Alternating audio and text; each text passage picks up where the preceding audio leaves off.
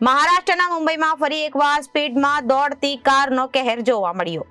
નવી મુંબઈના તાલોજા વિસ્તારમાં મંગળવારે એક ઘટના બની હતી, જેમાં એક પુરુષ અને એક મહિલાને કારે ટક્કર મારી હતી. આ ઘટનામાં એક ઘાયલ વ્યક્તિનું મોત નીપજ્યું છે અને બીજાની હાલત ગંભીર છે. અથડામણની ઘટના ત્યાં લાગેલા સીસીટીવી કેમેરામાં કેદ થઈ હતી.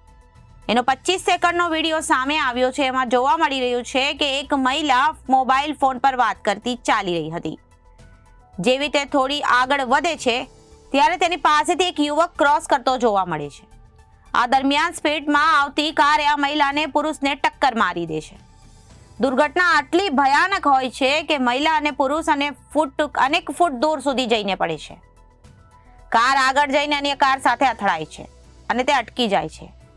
પોલીસના જણાવ્યા પ્રમાણે કાર ડ્રાઈવરે ગાડીથી કંટ્રોલ ગુમાવ્યો હોવાને કારણે દુર્ઘટના બની હોવાનું જાણવા મળે છે. એમાં એકનું મોત થયું છે, જ્યારે બીજાની સારવાર ચાલી રહી છે. મહારાષ્ટ્રના નાસિકમાં રવિવારે સાંજે લગભગ 7 વાગ્યે એક પિકઅપ વાહન લોખંડના સળિયાથી ભરેલા આઈસર વાહન સાથે અથડાયું હતું. આ ઘટનામાં પિકઅપમાં મુસાફરી કરી રહેલી 8 લોકોના મોત થયા હતા, જ્યારે 8 લોકો ઘાયલ થયા હતા, જેમાંથી કેટલીકની હાલત નાજુક છે, જેમને નજીકની હોસ્પિટલમાં દાખલ કરવામાં આવ્યા છે. Bureau report, Janadesh news.